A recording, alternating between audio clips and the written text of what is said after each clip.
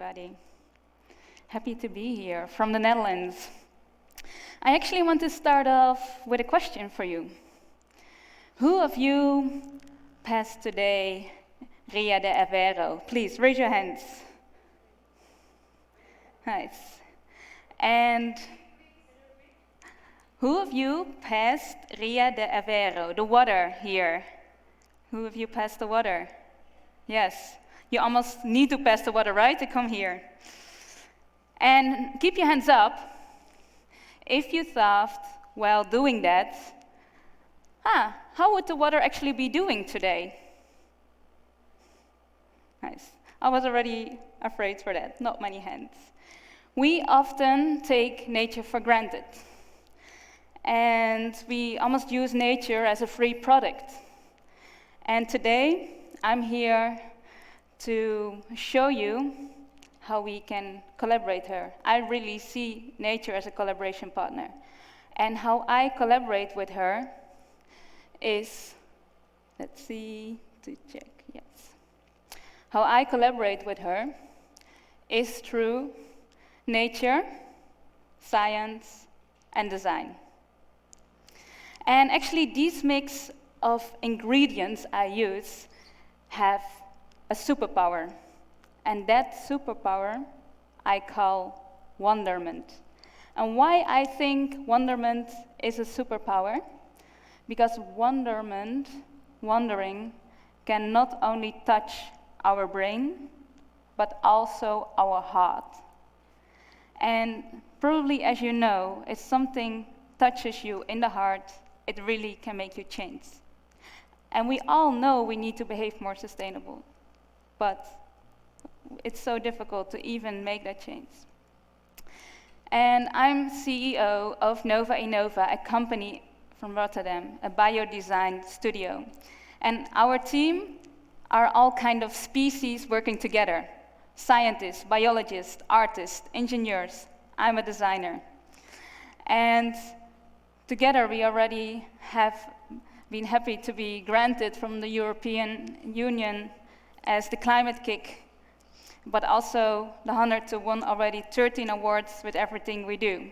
And even it is struggling to every moment, this really makes you also keep on working on where you believe in. And I believe in creating a new story. Historian and futurist Yuval Noah Harari says, human beings are successful because we have fantasy and can tell stories. We can act the most efficient way if we believe in the same story all together. And the fictional story we believe in right now is that a successful society is about economical growth, about money, about property. But it's just a story. And I really believe in that we can make a new story. And the story we build on Nova Innova is that we can work and behave like an ecosystem, that we can live in symbiosis, and that in that way we can generate clean, vital, and resilient cities, all in collaboration with nature. And the better you are part of the ecosystem, the more value you have. That, I believe, should become the new story. Where my fascination started was at the subject biodesign. Biodesign is all about natural processes integrating in our daily system. Nature is so intelligent, and we don't know many things she actually all have in her, and how we can kind of fulfill our needs to collaborate with her. And during my research in the subject, I came across a technology that changed my entire perspective about energy. And it's called the microbial fuel cell technology. Simply put, it's a technology that harvests electricity through the breakdown of organic matter through microbes. And amazingly is that all these microbes are already everywhere. They are already just living everywhere. So How would our future house look like if we can harvest electricity from the microbes living in the water, the microbes living close to the roots of the plants, from our domestic wastewater, from our organic waste? It almost becomes like a living organism, our houses. And I saw that this technology is being researched all over the world in laboratories. But I didn't see anything out of there. I was like, wow, but this is so amazing. Why do we not apply it? So with my company, we kind of try to build the bridge between the laboratory and the daily world. And I really believe in, even you take it out in an early stage and apply it, you develop it way faster. To give you an example of what is possible with this technology, I told you, like, these microbes are living close to the roots of the plants, and they actually break down the organic matter the plant releases through the roots into the soil. And this gives electricity. And I was like, wow, our relationship with plants will completely change if we harvest energy from them, because we almost need to take better care of them in order to get electricity back. So how would our future look like? And I was thinking, like, imagine that these lamps above our heads are connected to the plants behind me. And on one moment, the lights turn off. What would you do to get the electricity back on in your house, the lights back on? I would go up to the plant and look at them and give maybe some bit more of love, a bit more of water, a bit more of nutrition, and it provides me light. This lamp standing here next to me is the first lamp in the world powered by the plant inside. We don't need any external electricity source to power this lamp.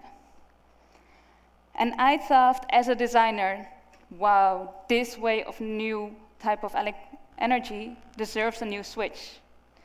That's why I only can turn on this lamp by giving it a lovely stroke. Yes, because how more love I give to this plant, how better I take care of it, how more energy it provides me back.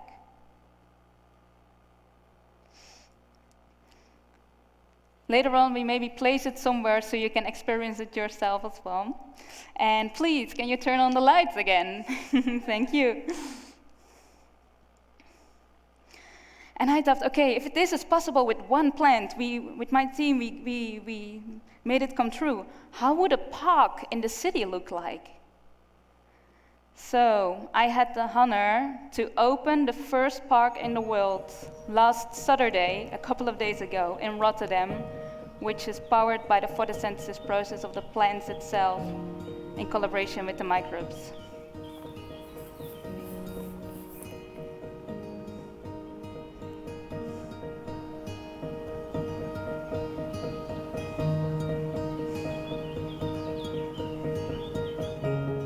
We are here in the Park of Tomorrow, the first park in the world which is lit by the photosynthesis process of plants. How that works is by a plant microbial fuel cell technology. It's a groundbreaking technology which makes it possible to harvest electricity from the breakdown of organic matter by bacteria. And we can capture these electrons the bacteria releases during this process without harming the ecosystem. And this little bit of electricity we use to light up this park.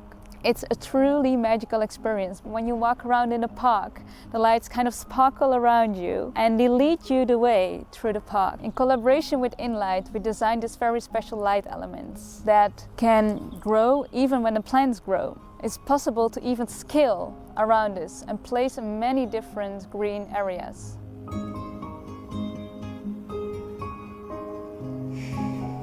So the Park of Tomorrow is a collaboration between Innova, Inlight, Plant E and the municipality of Rotterdam. And we really work together like an ecosystem to make this new lighting possible. With Inlight we especially focused on a design that can light green areas in a very sustainable way. It's not harming the biodiversity or adding on to any light pollution, but it does give a feeling of safety when you walk into the dark. In this way I really want to show that we can collaborate with Mother Nature, and the better we take care of her, the better she takes care of us. So I invite you all to Rotterdam in the Netherlands to experience this yourself. And like I told you before, it's not only with plants, but also these microbes are in our waters. So every day I cycle along this lake in Rotterdam, and I not just see a lake, but I see an energy source. And I thought, okay, what would be the first application to do with this technology for the water? And I wanted to give it to the water itself, to give the water a voice. These lights floating on the water change by color depending on the well-being of the water. So the invisible becomes visible, water quality. And we developed this the last 4 years. So 4 years ago, the idea started, and finally, we really made it happen. And it's already, for the last 17 months, a stable system here in the zoo in Rotterdam. And how it works, it actually, by the electricity it generates in a collaboration with the microbes, it measures the water quality every hour. And in the evening, it gives a magical symphony of the lights. So the electrons get captured by this microbial fuel cell. And it works like a battery. It has an anode and a cathode side. The anode side needs to be in an anaerobic environment, an environment without oxygen. But the cathode needs oxygen. And between the anode and the cathode, there we developed a very special ceramic membrane which can get through protons but no electrons. And this flow of energy makes electricity. And this is how it looks in the dark. The domes function as kind of microscopes.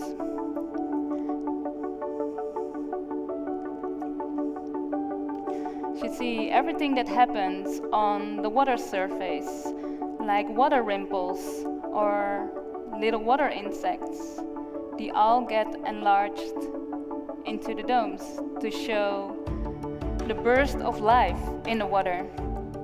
And here again, how better we take care of the water, how more she will show back, how more life we will see.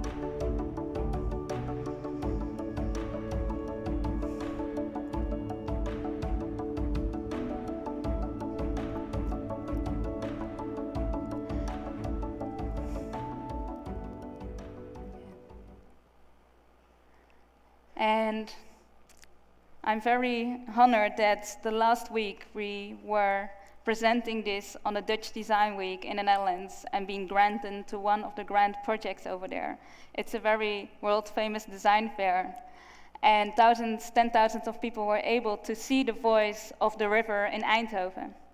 And our next step is to implement this in many, many more waters, so we really know how the water is doing. I didn't know before myself, but in Europe, just 40% of the water is fulfilling the European standards. So it's not going so well with our waters. And I really believe that if we are able to also see the emotion of nature, that we will feel empathy for it. And when we, as human beings, have empathy, we want to take care. So I really hope the next time that you pass the water, you will stop and you will ask her how she is doing. Thank you very much.